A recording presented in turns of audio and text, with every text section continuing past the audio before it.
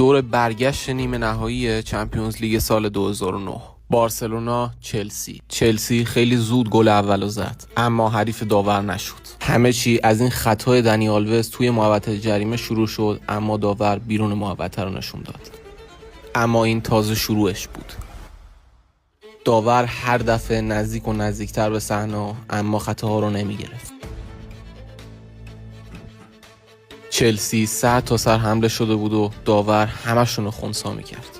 حتی این صحنه که خود جرارد پیکه هم باورش نمیشد داور این صحنه رو هند نگرفته. و بالاخره پشت محوطه جریمه و گل برای تیم بارسلونا توسط اینیستا. به آخرین دقیقه بازی رسیدیم. چک جلو اومده، کورنر رو میندازن و باز هم داوری که صحنه شاید در 2 متریش هم نبود پنالتی رو نگرفت و این حسن ختام بزرگترین دزدی قرن.